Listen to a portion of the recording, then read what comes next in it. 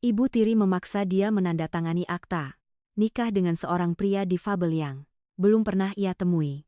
Tanpa cinta, tanpa pilihan, bahkan tanpa tempat untuk kembali. Dia setuju hanya karena jika menolak, dia akan diusir dari rumah. Semua orang mengira itu adalah pernikahan yang tidak bahagia, jalan buntu bagi seorang gadis yang tidak punya apa-apa lagi. Tapi tidak ada yang menyangka bahwa suami yang miskin itu menyembunyikan masa lalu yang bahkan dia sendiri tidak bisa bayangkan. Dari pernikahan paksa, segalanya perlahan berubah ketika orang-orang asing mulai mencarinya. Rahasia-rahasia terungkap satu persatu dan dia menyadari ada pernikahan yang dimulai dalam keputusasaan, tetapi mengarah pada kebenaran yang dapat mengubah seluruh hidup. Kalau tidak tanda tangan, angkat kaki dari rumah. Suara Ibu Fitri menggema di ruang tamu yang sempit, berbau minyak angin dan asap dupa yang tersisa dari meja sesajen. Maya berdiri, diam di depan meja. Kedua tangannya mengepal erat ujung bajunya. Di atas meja ada selembar kertas yang sudah diisi lengkap. Hanya tersisa tempat untuk tanda tangan. Surat akta nikah. Ia melihat pada barisan tulisan yang tertera namanya Kartika Mayasari. Lahir tahun 2002. Di sampingnya ada nama yang baru pertama kali ia dengar 2 hari yang lalu. Bima Agung Pratama. Ia belum pernah bertemu dengannya, belum pernah berbicara, belum pernah tahu wajahnya. Aku belum pernah bertemu orangnya, Bu. Maya berkata sangat pelan, seolah takut dirinya sendiri mendengarnya. Ibu Fitri meletakkan gelas air dengan keras di meja, mengeluarkan suara kelontang yang kering. Tidak perlu bertemu. Ada yang mau menikahimu, itu sudah untung. Maya menelan ludah, tenggorokannya kering dan sakit. Di sudut rumah, adik tirinya Tari sedang duduk memainkan ponsel sambil mendengar ia terkah, kakak kira masih laku mahal ya? Ada yang mau menikahimu, itu sudah rezeki. Maya tidak menatap adik tirinya. Ia melihat ke bawah pada kertas itu, tulisan hitam yang begitu jelas hingga membuatnya pusing. Di luar halaman terdengar suara sepeda motor berhenti.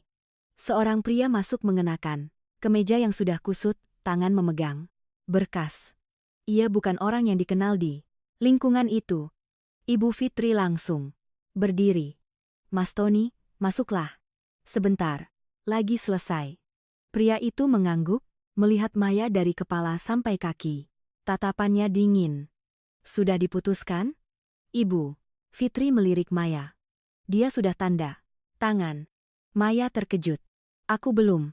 Ibu Fitri berbalik. Suaranya merendah tetapi setajam pisau. Kamu tanda tangan. Sekarang juga. Maya menatap Ibu Fitri. Tatapan itu sudah ia lihat selama 3 tahun terakhir. Setelah ayahnya meninggal, tatapan itu semakin sering muncul. Tidak ada lagi kelembutan. Sedikit pun. Hanya perhitungan. Aku tidak mau menikah dengan orang yang tidak aku kenal. Katanya suaranya bergetar. Ibu Fitri tersenyum tipis. Kalau tidak mau, angkat kaki dari rumah ini. Aku tidak akan membiayai hidupmu lagi. Ucapan itu membuat Maya berdiri. Kaku, angkat kaki dari rumah. 3 kata. Itu baginya lebih menakutkan daripada apapun. Ia tidak punya uang, tidak punya surat-surat, tidak punya kerabat. Rumah ini sudah atas nama Ibu Fitri sejak lama. Sejak ayahnya meninggal, segalanya diputuskan oleh Ibu Fitri. Tari mendongak berkata seolah sengaja memprovokasi. Cobalah tinggal di luar, Kak. Di luar sana sewa kamar bulanan jutaan loh. Maya mengepalkan tangan. Iya, tahu ia tidak punya pilihan. Pria bernama Tony membuka berkas, meletakkan pulpen di meja. Tanda tangan, besok kita ke kantor kelurahan untuk mengurusnya. Cepat. Maya melihat pulpen itu ringan sekali. Seolah hanya perlu dipegang saja. Sudah selesai, tetapi tangannya tidak bisa mengangkatnya. Ia tiba-tiba teringat ayahnya. Dulu ayahnya selalu berkata, anak ayah tidak perlu kaya, hanya perlu hidup jujur. Tidak ada yang bisa memaksamu. Maya merasakan matanya perih. Ayahnya meninggal baru 3 tahun yang lalu dan ia sudah dipaksa sampai seperti ini. Apakah aku bisa bertemu orangnya dulu? Ia bertanya. Suaranya hampir memohon. Ibu Fitri menghela napas, seolah sangat lelah. Kamu pikir kamu masih punya pilihan? Pria bernama Tony menyelah. Orang itu baik, kerja sebagai tukang listrik, kecelakaan jadi kakinya lemah. Tidak minum-minum, tidak judi, apalagi yang kamu mau. Maya mendongak di fabel kakinya. Tari tertawa, terbahak-bahak. Tepat sekali. Sedikit, pincang saja. Cocok buat kakak. Maya merasa telinganya berdenging. Ia tidak tahu siapa pria itu, tidak tahu berapa umurnya, tidak tahu bagaimana ia hidup, hanya tahu bahwa jika ia tanda tangan, hidupnya akan berbelok ke arah yang tidak bisa ia kembali. Ibu Fitri mendorong pulpen ke arahnya. Kamu tanda tangan, aku masih ada urusan lain. Maya melihat tangannya gemetar. Ia perlahan memegang pulpen. Seluruh ruangan hening. Bahkan Tari pun berhenti, memainkan ponselnya, menatap pulpen yang menyentuh kertas. Maya memejamkan mata dan tanda tangan. Tanda tangannya miring dan tidak rapi, tetapi tetap saja sebuah tanda tangan. Ibu Fitri menghela napas lega. Bagus. Pria bernama Tony mengangguk mengambil kertas itu untuk dilihat. Besok jam pagi di kantor kelurahan, kedua belah pihak harus hadir. Maya meletakkan pulpen. Ia merasa seperti baru saja kehilangan sesuatu yang tidak bisa ia dapatkan kembali. Tari berdiri lewat. Berkata pelan cukup untuk ia dengar. Kakak, bersiaplah jadi istri tukang listrik. Maya tidak menjawab. Ia melihat ke halaman. Hari sudah hampir gelap. Lampu jalan di luar memancarkan cahaya kuning redup ke lantai keramik lama. 3 tahun lalu, di halaman ini juga ia berdiri di samping ayahnya pada hari peringatan kematian kakeknya. Saat itu ia masih berpikir, hidupnya akan terus bersekolah, akan bekerja, akan mandiri. Ia tidak menyangka ayahnya meninggal dan segalanya berubah begitu cepat. Malam itu, Maya hampir tidak tidur. Ia berbaring di tempat tidur kecil di kamarnya, mendengar suara kipas angin berputar kreket-kreket. Di luar Ibu Fitri dan Tari masih berbicara. Besok ke kelurahan sudah selesai. Untung dia mau tanda tangan. Kalau tidak repot. Maya membalikkan badan ke dinding. Ia tidak menangis. Air matanya sudah kering sejak lama. Pagi berikutnya, Ibu Fitri memanggilnya bangun sangat pagi. Pakai baju yang pantas. Mau daftar nikah kan? Bukan mau ke pasar. Maya mengenakan kemeja putih lamanya.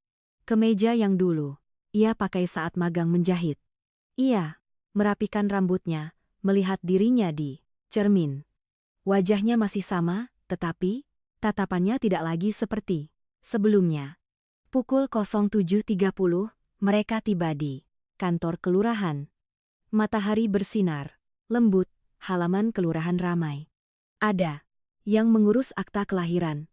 Ada yang meminta surat keterangan. Ada yang mendaftar nikah. Maya berdiri di luar pintu. Jantungnya berdebar kencang. Ia belum tahu seperti apa suaminya kelak. Beberapa saat kemudian, sebuah sepeda motor tua berhenti. Pria itu turun, mengenakan kemeja abu-abu. Celana gelap, tangan memegang helm. Saat berjalan, Maya melihat dengan jelas ia sedikit pincang. Kaki kirinya lebih lemah. Ia berhenti di depan pintu. Melihat sekeliling sebentar, lalu tatapannya bertemu dengan Maya. Keduanya saling memandang untuk pertama kalinya. Tidak ada yang istimewa, tidak ada emosi, hanya dua orang asing. Ia mendekat, mengangguk pelan. Halo. Suaranya berat, sangat tenang. Maya mengangguk pelan. Halo, Mas. Ibu Fitri mendekat. Ini Maya. Ia berbalik padanya. Saya Bima. Katanya. Sederhana, tidak tersenyum, tidak menunjukkan ketidaknyamanan, hanya menatap lurus dengan sangat tenang, tidak seperti orang yang akan menikahi seorang gadis asing. Mereka dipanggil masuk ke ruang kerja. Petugas kelurahan memeriksa dokumen, menanyakan beberapa pertanyaan sesuai prosedur, lalu ia mendongak, saudara berdua menikah atas kemauan sendiri kan? Pertanyaan yang sangat biasa, tetapi bagi Maya itu seperti tusukan pisau. Ia terdiam. Ibu Fitri berdiri di belakang menatap tajam. Tari melipat tangan menyeringai. Pria bernama Bima berbalik menatapnya. Tatapannya tidak memaksa, hanya menunggu. Maya merasa tenggorokannya tercekat. Jika ia mengatakan tidak, ia tidak akan punya rumah lagi, tidak punya tempat untuk pergi. Ia menarik napas. Ia, atas kemauan sendiri. Petugas mengangguk dan memberi cap. Suara cap itu terdengar tok, ringan tetapi cukup untuk mengakhiri kehidupan lama. Ketika keluar dari kantor kelurahan, Ibu Fitri langsung berkata, sudah selesai. Mulai hari ini kamu urus dirimu sendiri.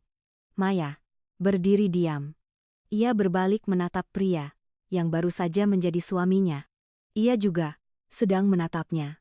Ia berkata pelan, cukup untuk hanya mereka berdua dengar. Jika kamu mau, masih ada waktu. Maya menatapnya beberapa detik lalu, menggelengkan kepala. Sudah tidak ada jalan lain. Ia terdiam. Beberapa saat kemudian, ia berkata, kalau begitu, ayo pulang. 3 tahun lalu, rumah ini tidak terasa dingin seperti sekarang. Dulu, pagi selalu dimulai dengan suara mesin jahit yang berputar teratur di toko depan. Suara ayah memanggil dari dalam rumah. Maya, sudah bangun nak? Ayo, sarapan lalu bantu ayah sebentar. Ia sering mengikat rambut sambil berlari keluar. Tangannya masih memegang buku. Ayah akan tersenyum, meletakkan semangkuk mie di meja. Makanlah lalu. Belajar, nanti tidak perlu bekerja. Seperti ayah. Maya selalu berpikir, hidupnya akan sesederhana itu. Selesai. Sekolah lalu bekerja untuk mengurus ayahnya. Ia tidak pernah berpikir suatu hari ia harus berdiri di ruang pendaftaran nikah dengan orang asing, hanya untuk memiliki tempat tinggal. Semua dimulai sejak ayahnya meninggal. Hari itu hujan sangat deras. Maya sedang di sekolah ketika menerima telepon dari tetangga. Nak, cepat pulang.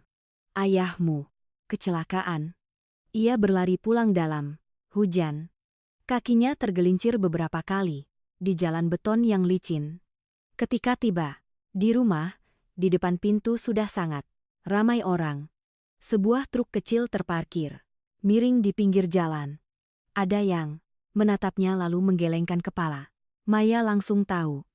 Ia tidak perlu ada yang memberitahunya. Ayah terbaring di kamar di atas ranjang kayu tua. Wajahnya pucat, mata terpejam. Di dahinya masih ada perban. Ia berdiri di pintu tidak berani masuk. Ayahku, kenapa? Tidak ada yang menjawab. Hanya Ibu Fitri yang berbalik, suaranya serak. Ayahmu tidak tertolong. Ucapan itu membuat segalanya di kepala Maya ham. Ia tidak menangis. Saat itu juga, ia hanya merasa telinganya berdenging seperti ada sesuatu yang pecah. Pemakaman berlangsung selama 3 hari. Banyak sekali orang yang datang karena ayahnya hidup jujur, bekerja sebagai penjahit selama bertahun-tahun. Semua orang di lingkungan itu mengenalnya. Sepanjang beberapa hari itu, Maya hampir tidak berbicara apapun. Ia hanya duduk di samping meja sesajen. Melihat foto ayahnya, matanya kering. Malam terakhir, ketika tamu sudah hampir pulang semua, Ibu Fitri duduk di depannya. Setelah ini, kamu mau bagaimana? Maya mendongak. Aku akan lanjut sekolah, lalu bekerja. Ibu Fitri menghela napas. Sekarang rumah. Tidak ada kelebihan uang. Maya mengangguk. Aku akan sekolah sambil bekerja. Ibu Fitri terdiam sejenak lalu. Berkata, toko jahit itu sekarang atas namaku. Ayahmu sudah memindahkannya. Maya sedikit terkejut. Memindahkannya? Kapan? Sudah lama. Ayahmu bilang agar mudah mengurus surat-surat. Maya tidak tahu tentang itu, tetapi saat itu ia tidak banyak berpikir.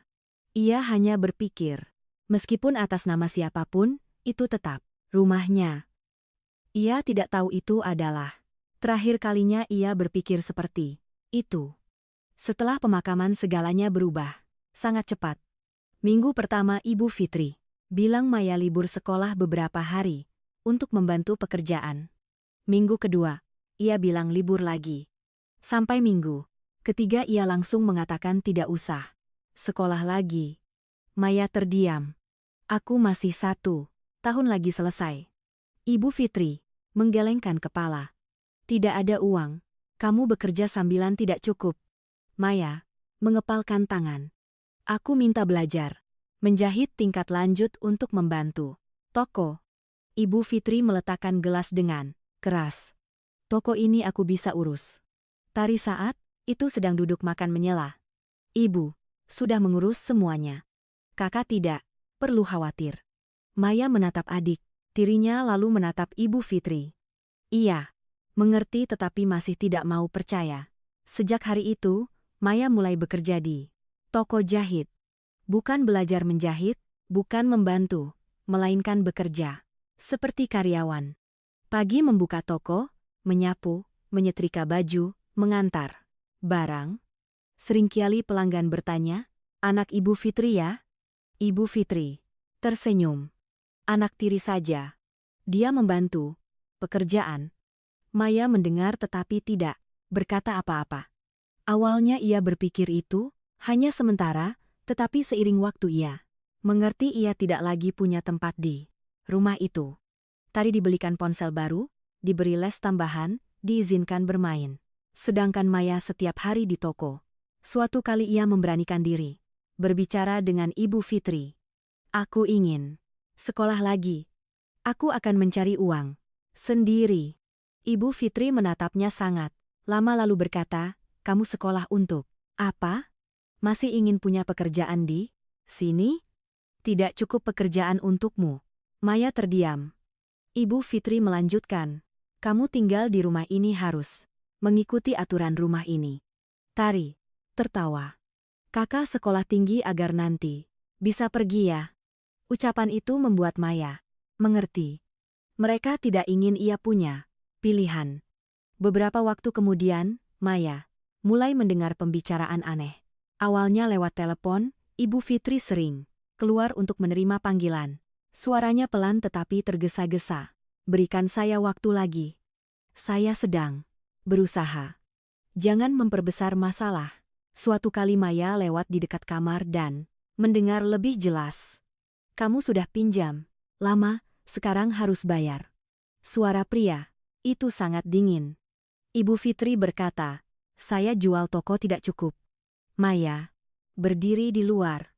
Jantungnya berdebar kencang. Ia tidak berani masuk. Sejak hari itu, suasana di rumah semakin tegang. Ibu Fitri sering marah-marah. Tari juga tidak nyaman. Suatu malam ada 2 orang pria datang ke rumah. Mereka tidak ribut, tetapi berdiri sangat lama. Maya sedang mencuci piring di dapur.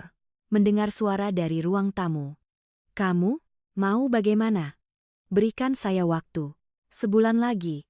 Tidak bisa. Ia diam-diam mengintip. Salah satu pria berbalik, menatap lurus padanya. Tatapan itu membuat bulu kuduknya merinding. Malam itu, Ibu Fitri memanggil Maya masuk. Duduklah, Maya duduk. Ibu Fitri menatapnya seolah sedang mempertimbangkan. Kamu umur berapa? Sekarang? 22, Bu. Sudah besar. Maya tidak mengerti. Ibu Fitri melanjutkan, anak perempuan sudah besar harus menikah. Maya terdiam. Aku belum memikirkannya. Tari mencibir. Siapa juga yang mau? Kakak Maya menunduk. Ibu Fitri berkata. Suaranya datar. Ada yang mau menikahimu? Jantung Maya berdebar kencang. Siapa orang yang kamu kenal? Belum pernah bertemu. Tidak perlu bertemu. Maya mendongak. Kenapa tidak perlu? Ibu Fitri menatap lurus padanya. Karena kamu tidak punya hak pilih. Ucapan itu seperti tamparan langsung ke wajahnya. Maya berdiri. Aku tidak setuju. Ibu Fitri juga berdiri. Kamu tidak setuju. Angkat kaki dari rumah. Ruangan hening, tari menyeringai, coba saja hidup sendiri. Maya melihat sekeliling rumah ini, meja, lemari besi, meja sesajen ayah semuanya familiar, tetapi tidak lagi miliknya. Ibu Fitri berkata perlahan, aku sudah membiayai hidupmu 3 tahun. Itu sudah cukup. Maya merasakan matanya memanas. Aku tidak minta, aku hanya mau. Mau apa? Mau memutuskan sendiri. Ibu Fitri tertawa. Kalau begitu putuskan sendiri, hidup di luar sana. Ucapan itu mengakhiri segalanya. Malam itu, Maya duduk sendirian di kamarnya sangat lama. Ia melihat koper tua di bawah tempat tidur. Jika ia pergi, ia tidak tahu mau ke mana. Tanpa uang, tanpa surat-surat, tanpa kerabat, ia teringat kata-kata ayahnya. Di dunia ini yang paling sulit adalah ketika kamu tidak punya tempat untuk kembali. Dulu ia belum mengerti, sekarang ia mengerti. Pagi berikutnya, Ibu Fitri meletakkan kertas itu di meja. Minggu depan kita ke kelurahan. Maya melihat kertas itu. Nama calon suami, Bima Agung Pratama. Ia bertanya sangat pelan, pria itu seperti apa? Ibu Fitri menjawab singkat. Tukang listrik kakinya. Lemah, hidup sendiri. Tari tertawa. Cocok buat kakak. Maya memegang kertas itu. Ia tidak menangis. Ia hanya merasa hampa di dalam hatinya. Beberapa saat kemudian, ia bertanya, bisakah aku bertemu dengannya dulu? Ibu Fitri berkata, tidak perlu. Maya mengangguk. Ia mengerti segalanya sudah diputuskan, hanya kurang tanda tangannya. Dan keesokan harinya ia sudah tanda tangan. Setelah keluar dari kantor kelurahan, Maya masih merasa seperti berjalan dalam mimpi. Segalanya terjadi begitu cepat, hanya dalam waktu kurang dari 1 jam. Ia, yang seorang gadis yang belum pernah berpikir tentang pernikahan, menjadi istri dari seorang pria yang baru pertama kali ia temui. Ibu Fitri tidak berkata apa-apa lagi. Begitu keluar dari gerbang kelurahan, ia langsung berbalik kepada Maya. Suaranya dingin. Siang ini, bereskan barang-barangmu. Maya terdiam. Pindah kemana? Ikut suamimu. Aku tidak akan membiayai hidupmu lagi. Tari berdiri di samping terkekeh. Sudah, menikah masih mau tinggal di sini? Maya menatap Ibu Fitri ingin mengatakan sesuatu, tetapi tenggorokannya tercekat. Ia mengerti semua kata-kata saat ini. Tidak ada gunanya. Pria yang berdiri di sampingnya, Bima Agung Pratama masih diam sejak tadi. Ia hanya sedikit membungkuk memberi hormat kepada Ibu Fitri. Saya akan mengantar dia pulang, mengambil barang-barang. Lalu siang ini, kami pindah. Ibu Fitri mengangguk. Iya, setelah selesai, jangan kembali ke sini lagi. Ucapan itu membuat Maya merasa jantungnya nyeri. Meskipun sudah mempersiapkan diri, tetapi ketika mendengar langsung dari mulut Ibu Fitri, ia tetap merasa sakit. Ia yang hidup bersama masih berharap ia masih menjadi anggota keluarga. Ternyata tidak. Bima berbalik kepada Maya. Ayo. Suaranya sangat tenang. Seolah masalah ini hanyalah hal biasa. Maya mengangguk, pelan lalu naik ke sepeda motor di belakangnya. Sepeda motor tua itu menyala dan melaju pelan keluar dari gerbang kelurahan. Maya duduk di belakang. Kedua tangannya diletakkan longgar di jok motor. Ia tidak berani berpegangan padanya, juga tidak tahu harus berkata apa. Beberapa saat kemudian, Bima berbicara duluan. Kamu punya banyak barang? Tidak. Kalau begitu bagus. Ia sedikit terkejut dengan jawaban singkat itu. Ia tidak bertanya apa-apa lagi. Tidak mengeluh, tidak penasaran, tidak menunjukkan ketidaknyamanan. Hanya sekedar bertanya. Jalan pulang terasa lebih panjang dari biasanya. Mungkin karena Maya tahu kali, ini ia pulang, ia tidak akan tinggal lagi. Ketika sepeda motor berhenti di depan gerbang, Ibu Fitri sudah berdiri di halaman. Cepat ambil lalu pergi. Maya masuk ke rumah. Perasaan yang familiar tiba-tiba terasa asing. Meja kayu tua. Itu, lemari besi, foto ayah tergantung. Di dinding, semuanya masih sama. Hanya saja ia tidak lagi menjadi bagian dari tempat ini. Ia masuk ke kamar membuka lemari. Barang-barangnya tidak banyak. Beberapa setel pakaian, sebuah tas tangan lama, sebuah buku catatan, sebuah mesin jahit kecil yang dulu ayah belikan untuknya belajar. Ia menyentuh mesin itu, berdiri diam sejenak, tari lewat di depan pintu, melihat ke dalam. Ambil semuanya. Jangan tinggalkan apapun. Maya tidak menjawab. Ia melipat pakaian, memasukkan ke koper. Ketika menutupnya, ia melihat sekeliling kamar untuk terakhir kalinya. 3 tahun hanya tersisa. Sebuah koper. Ia menarik koper keluar. Bima sedang berdiri di halaman berbicara pelan dengan Ibu Fitri. Melihat Maya, ia mendekat. Sudah selesai? Iya. Ia melihat koper itu lalu mengangguk. Ayo pergi. Ibu Fitri melipat tangan. Nanti kalau ada apa-apa urus sendiri. Jangan kembali ke sini mengeluh. Maya menatap Ibu Fitri. 1 detik, 2 detik, ia ingin mengatakan sesuatu, tetapi akhirnya hanya mengangguk. Iya, Tari tertawa. Selamat berbahagia ya. Maya berbalik, pergi. Jika ia berdiri sebentar lagi, ia takut ia akan menangis. Bima mengikat koper di depan motor lalu berbalik padanya. Naiklah. Ia naik. Kali ini, tangannya berpegangan pelan pada baju Bima. Sepeda motor melaju pelan keluar dari gang. Maya tidak menoleh ke belakang. Ia tahu jika ia menoleh, ia tidak akan punya cukup keberanian untuk terus berjalan. Mereka berkendara hampir 1 jam baru sampai. Itu adalah sebuah kos-kosan kecil di pinggir kota Jakarta, terletak di gang sempit.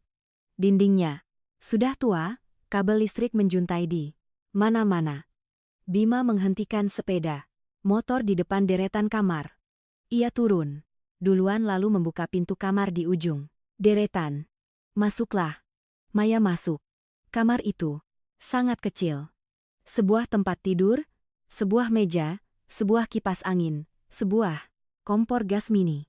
Tidak ada yang lain, tetapi bersih, sangat rapi. Bima meletakkan koper lalu menopang tangan di dinding untuk istirahat sebentar. Maya saat itu baru menyadari, setiap kali ia banyak bergerak, ia selalu sedikit mengerutkan kening. Kaki kirinya jelas lebih lemah.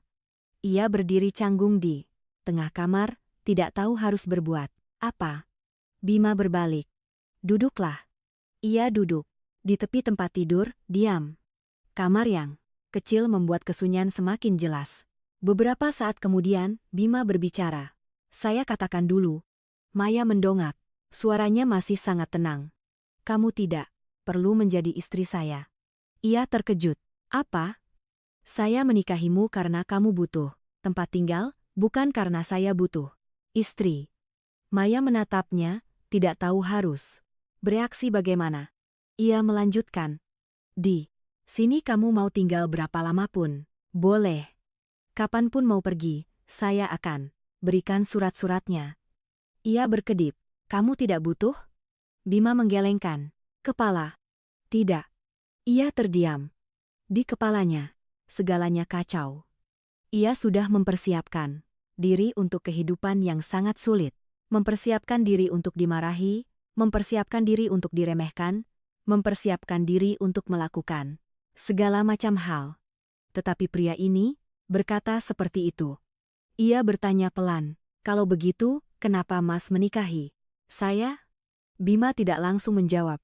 Ia mengambil botol air minum seteguk lalu, baru berkata, "Ada yang meminta."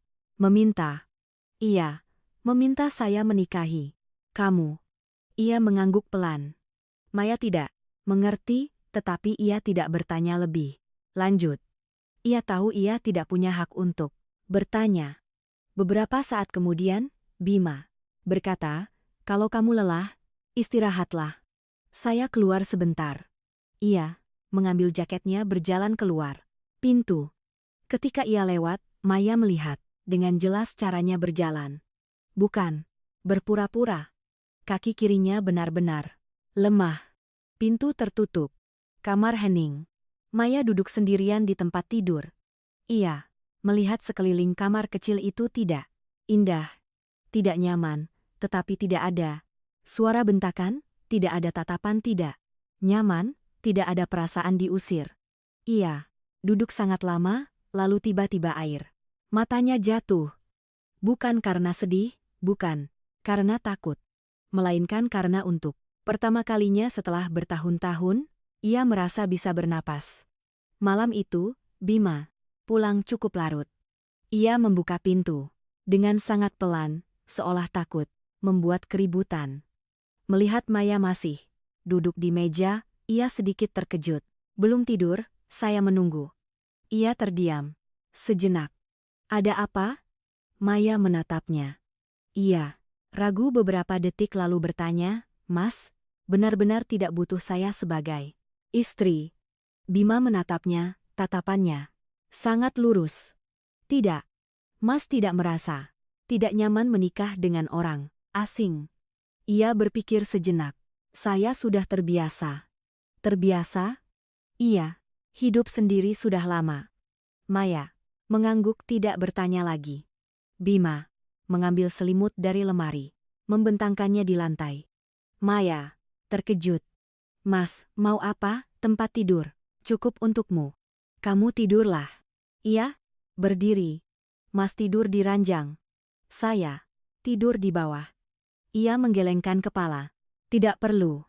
"Tapi kaki Mas." Ia tersenyum tipis. "Belum rusak total." Ucapan itu membuat Maya sedikit terkejut. Untuk pertama kalinya ia melihat Bima tersenyum, sangat tipis, tetapi tulus. Ia mematikan lampu. Kamar menjadi gelap, hanya ada cahaya dari luar yang masuk. Maya berbaring di tempat tidur melihat ke langit-langit. Bima berbaring di lantai, membelakangi pintu. Beberapa saat kemudian, ia mendengar Bima berkata, sangat pelan, "Maya." "Iya." "Kalau kamu menyesal, beritahu saya." Ia terdiam. Beberapa detik lalu berkata, "Saya sudah tidak punya jalan untuk menyesal." Tidak ada yang berbicara lagi. Di luar, suara kendaraan semakin menjauh.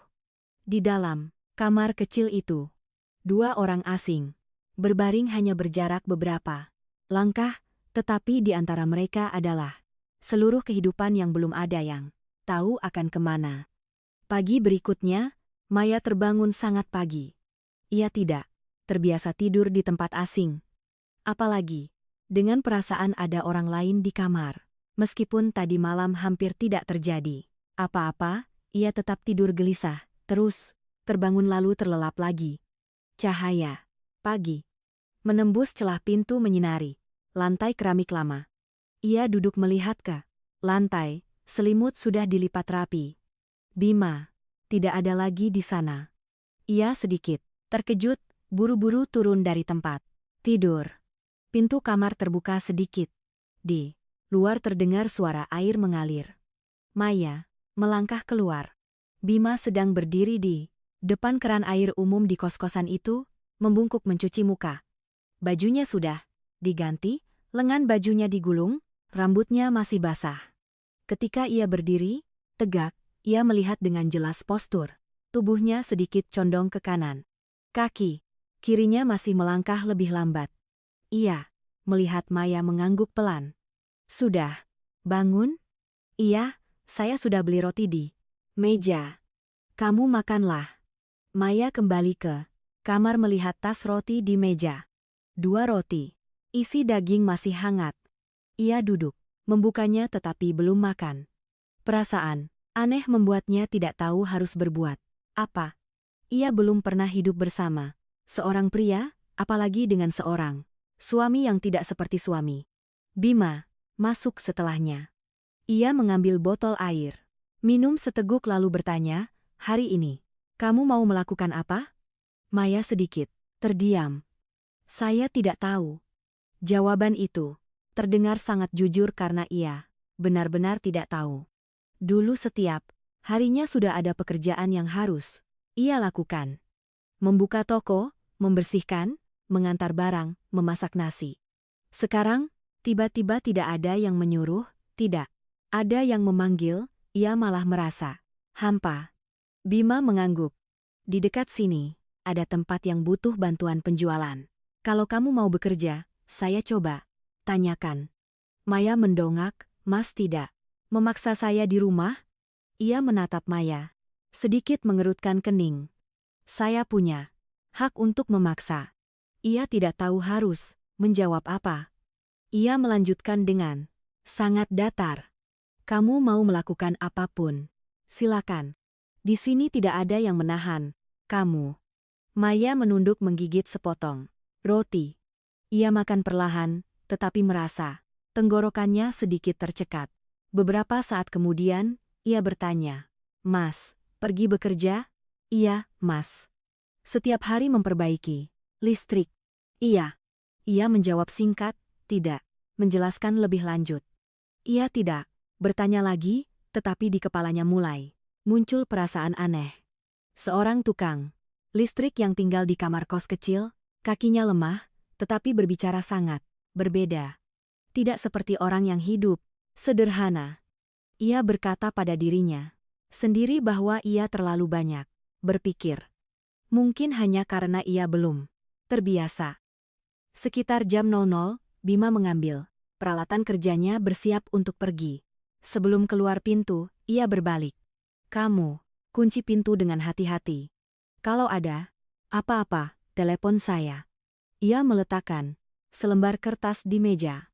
Di atasnya tertulis nomor telepon. Maya melihat kertas itu lalu menatapnya. "Mas, percaya saya begitu saja?" Bima sedikit terkejut. "Kenapa tidak? Saya baru saja datang." Ia berpikir sejenak, lalu berkata, "Kamu tidak pergi, itu sudah cukup." Ucapan sederhana itu membuat Maya terdiam. "Iya, pergi." Ia masih berdiri melihat kertas. Itu sangat lama. Untuk pertama kalinya, ada orang yang percaya padanya tanpa perlu ia membuktikan diri. Siang itu, Maya berkeliling di sekitar kos-kosan.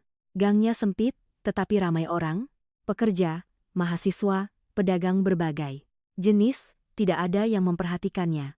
Ia merasa lega. Tidak ada yang tahu siapa dirinya. Tidak ada yang tahu ia baru saja dipaksa menikah.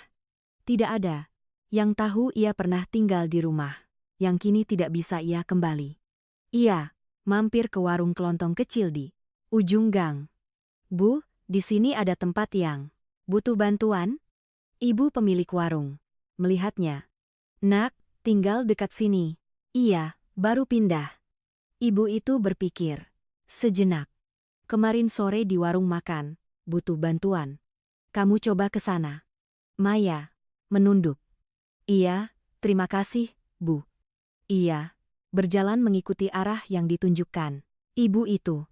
Warung makan kecil ramai, pengunjung tetapi rapi. Seorang wanita berusia sekitar 40 tahun sedang berdiri di counter. Maya mendekat, "Bu, saya dengar warung ini butuh bantuan." Wanita itu melihatnya dari kepala sampai kaki. "Kamu bisa apa?"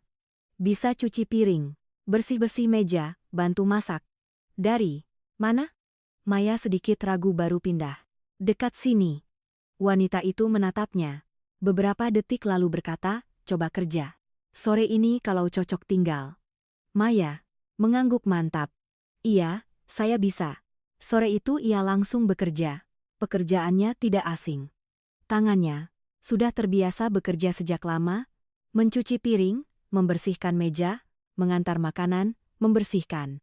Lelah, tetapi ia merasa lega. Tidak ada yang memarahi, tidak ada yang mengawasi, tidak ada yang mengatakan ia orang asing. Malam harinya ketika ia kembali ke kamar, Bima sudah pulang duluan. Ia sedang duduk memperbaiki kipas angin.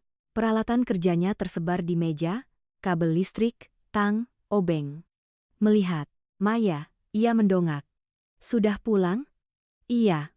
Ia meletakkan tasnya, mencuci tangan, lalu duduk di seberangnya. Ia menatapnya. Sejenak lalu bertanya, "Mas, bisa memperbaiki semua ini?" "Hampir semua." "Mas belajar di mana?" "Iya." Sedang memegang obeng berhenti sejenak. "Belajar sendiri?" "Belajar sendiri." "Iya." Ia sedikit terkejut. "Sulit begitu tapi bisa belajar sendiri." Ia mengangkat bahu. Banyak bekerja jadi terbiasa. Maya mengangguk tetapi dalam hatinya masih merasa aneh. Entah mengapa ia selalu merasa Bima tidak seperti orang yang hanya hidup dari pekerjaan memperbaiki listrik. Cara ia berbicara, cara ia menatap, cara ia berpikir tidak seperti orang yang hidup sederhana selama bertahun-tahun, tetapi ia tidak bertanya lagi. Ia takut terlalu banyak bertanya akan membuatnya tidak nyaman. Malam itu, sedang makan, ponsel Bima berdering. Ia melihat layar sedikit terdiam lalu berdiri keluar untuk menerima telepon. Maya tidak berusaha mendengarkan, tetapi kamar yang kecil membuatnya masih samar-samar mendengar. "Saya sudah bilang, belum saatnya." "Saya baik-baik saja, jangan datang ke sini." Suaranya rendah, tetapi jelas bukan suara bicara dengan pelanggan servis. Beberapa saat kemudian, ia kembali masuk. Melihat Maya menatapnya, ia berkata, "Pelanggan. Telepon." Ia mengangguk tidak bertanya lebih lanjut, tetapi di dalam hatinya mulai banyak pertanyaan. Keesokan harinya, Maya pulang kerja lebih awal dari biasanya. Ia berjalan kaki kembali ke kamarnya. Tangan memegang kantung sayuran yang diberikan ibu pemilik warung. Ketika mendekati kos-kosan, ia melihat sebuah mobil sedang terparkir di ujung gang. Mobil itu sangat baru. Di daerah ini jarang sekali ada mobil seperti itu. Ia berjalan lewat melihat dua orang pria berdiri di samping mobil, mengenakan kemeja celana panjang. Mereka sedang melihat ke arah kos-kosan. Maya melangkah perlahan. Salah satu pria melihatnya, bertanya, "Kamu tinggal di sini?" Ia sedikit terkejut. "Iya." Pria itu bertanya lagi. Di kamar ujung, jantungnya berdebar kencang. "Iya, kenapa, Mas?" Pria itu menatapnya. Sejenak lalu menggelengkan kepala. "Tidak apa-apa, salah orang." Ia mengangguk lalu berjalan cepat masuk gang. Ketika tiba di kamar, Bima sedang berdiri di depan pintu seperti sedang menunggu. Melihat Maya, ia langsung bertanya, "Ada yang menanyai kamu?" Ia terdiam. "Ada." Ia diam beberapa detik. Mereka bertanya apa? Bertanya, "Apakah saya tinggal di kamar ujung?" Ia menghela napas lega, seperti baru saja melepaskan beban. "Iya." Maya menatapnya. "Mas, kenal mereka?" Ia menggelengkan kepala. Tidak, Maya tahu. Ia berbohong bukan karena kata-katanya, melainkan karena tatapannya. Tetapi ia tidak bertanya lebih lanjut. Malam itu, setelah makan malam, Bima duduk memeriksa ponsel lamanya. Maya sedang melipat pakaian ketika ia mendengar Bima bertanya, "Di warung lancar?" "Lancar?" "Ada yang menyulitkan?" "Tidak." Ia mengangguk. Beberapa saat kemudian, ia bertanya, "Dulu Mas bekerja apa?" Ia tidak langsung menjawab. Ia pikir ia tidak mendengar, tetapi beberapa detik kemudian ia berkata, "Melakukan berbagai hal seperti memperbaiki listrik, bukan? Kalau begitu apa?" Ia menatapnya lalu tersenyum tipis. "Bekerja di kantor." Maya sedikit terkejut. "Mas pernah bekerja di kantor?" Iya. Kalau begitu, kenapa? Sekarang, ia berhenti? Bima mengerti pertanyaan itu. Ia menatap tangannya. Lalu berkata perlahan, ada saatnya. Orang harus meninggalkan semuanya. Ucapan itu membuat Maya terdiam. Ia tidak sepenuhnya mengerti, tetapi merasa. Di balik ucapan itu ada banyak cerita.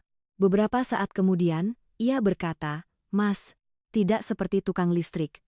Ia menatapnya. Kalau begitu seperti apa? Ia berpikir seperti orang yang pernah hidup. Berbeda. Ia tersenyum. Kali ini lebih jelas. Kamu mengamati terlalu detail, karena Mas tidak seperti orang-orang di sini.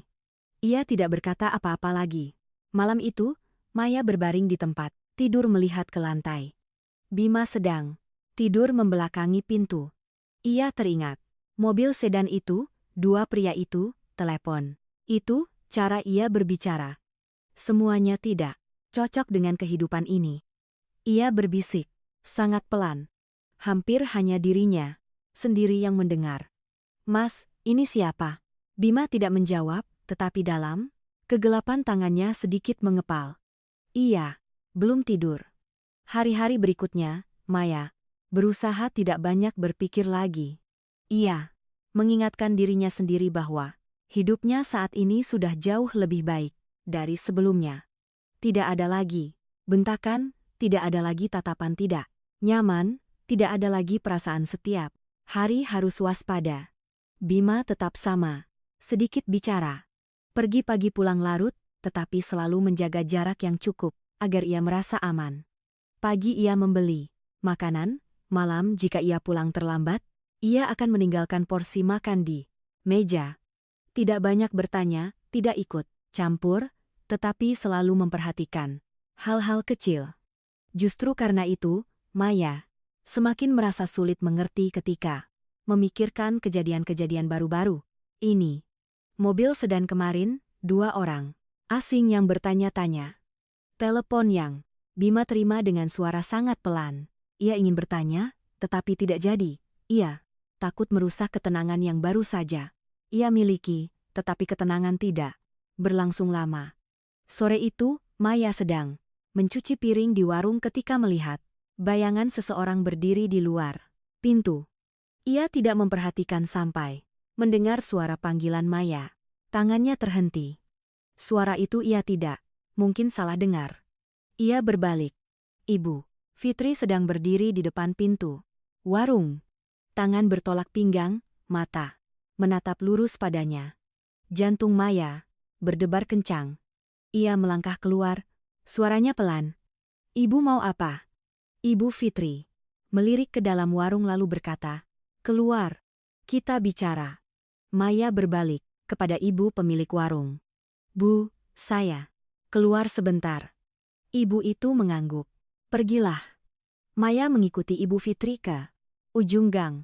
Tari juga berdiri di sana, bersandar di sepeda motor menatapnya. Dengan tatapan tidak nyaman, yang familiar. Ibu Fitri langsung berkata, tidak usah bertele-tele, kamu hidup. Enak ya?